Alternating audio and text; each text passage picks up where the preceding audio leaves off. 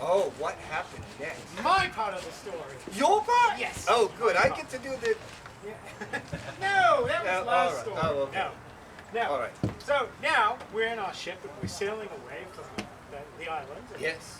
all of a sudden, up from underneath our ship comes this big, giant water spout. And just whoosh, the ship was flying up in the The air. wind began to switch the ship to pitch in sudden... See, I told you half of them were going to leave halfway through. You can get a good part. And suddenly the mainsail started to unhitch.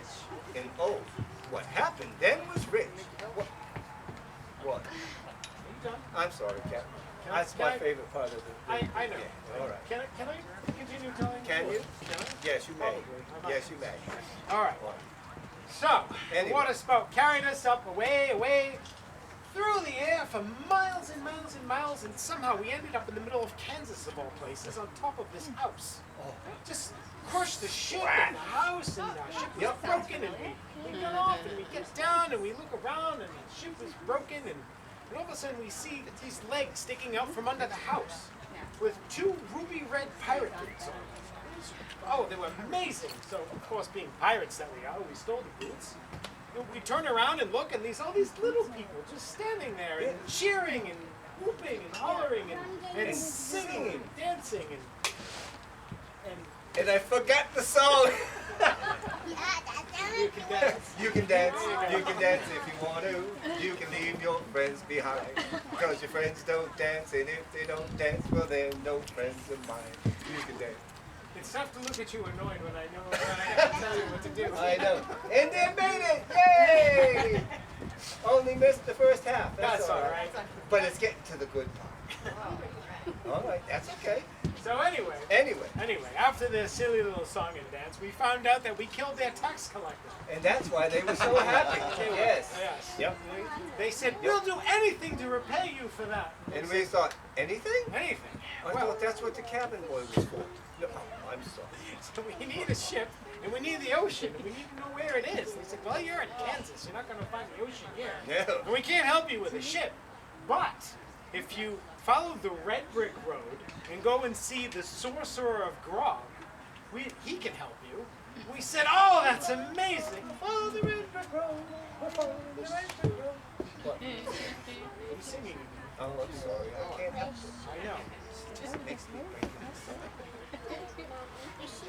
Anyway, so that's what we did. We followed the red brick road, and we stopped following it probably about an hour or two, and we come upon this spork in the middle of the road.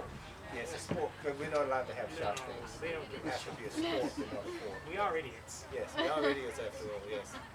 So we're pondering the situation of which way to go. Of course, go left or right. Sitting there thinking, and we hear a voice come up from one of the trees. I've seen people go both ways. It's the cabin boy up in the tree. How did he get up there? he said, I was blown overboard during the water spout.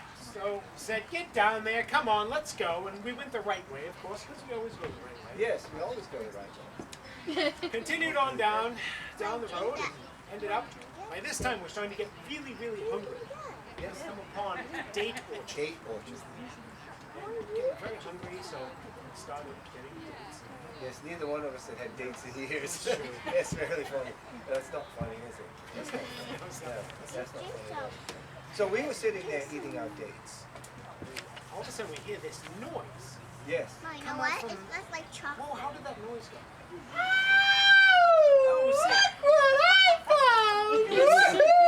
It was just like a fangirl at a Doctor Who convention. Oh, it was just, it was blood curdling. Yes, so we round the corner and we see the cabin boy all excited. He finds a knife, silver knife, rusted just in the... Silver Knight rusted. No. Yes. Love shot. Love shot, baby. No, all right. Anyway. So he gets all excited and he starts boiling the knife down and getting his massage oil. I don't even want to know. Don't even want to know. And we So said, stop it! We don't like knights! we're pirates. Pirates do not like knights. And he just kept doing it anyway and finally got the knight. He finally got enough other knight free so that the knight could open his helmet and stop talking. Yes. What did the knight say? And the knight said, don't worry, it's all right. I never really wanted to be a knight anyway. I always wanted to be a lumberjack. And he started to sing and dance. I'm a lumberjack and I'm okay. I sleep all night and I work all day. And there's 2 more we want. 4 more. I think they know the Down song. trees, I eat me lunch. I go to the lavatory. On Wednesday, I like to chase people away. And then make fun of them. It's a 4-year-old attention span, that's all. I know, yeah. Maybe if you danced a little Oh, more. you'll get older pretty soon. Anyway. All right, please And come they're on. leaving too. Well, anyway. Oh, good. Now we don't have to cut the jokes back for the kids. Anyway. So he started singing about the lumberjack. So the captain got mad because That's all right. Yes. So the lumberjack and the cabin boy ran off together in the middle of the woods. We never saw them again. saw them again. Well, that was bloody silly. Yes, it was. So we continued on down the Redwood Road, and by this point we're into this deep, dark swamp. Yes. And we're scared walking through the swamp, and all of a sudden, out from behind the tree comes on 2 legs with a little derby hat, a big crocodile, and he goes, "I'm the king of the swamp, don't you know?" And I still had Toto the wounded chicken from the last story, and he got really scared, and he squawked, and he shot out a silver egg at the king of the swamp, and he goes, exit stage left even. So he ran off, and that was bloody silly. Yes. So we kept going. Just kept going through the swamp, and by this time we started to get really, really tired, and it was getting dark. it was getting dark cold. in this huge field of these big leafy greens, and they smelled kind of funny, like almost like skunk or something. yeah. And we started to make a fire, and then yeah. started to get real mellow, man. And I wanted some Doritos, Cheetos. Mountain Dew, Dew. and I don't And even then- know what those are. And then I fell asleep. I fell asleep and I dreamed. I dreamed I was on a pirate ship. I dreamed that I was the captain of this pirate ship. This really blew my mind.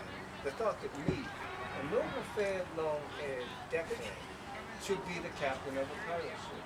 There I was. I was taken to a place. The Hall of Pirate King. Drink the rum, pirate boy. Drink the rum. Sorry, Cap. All right.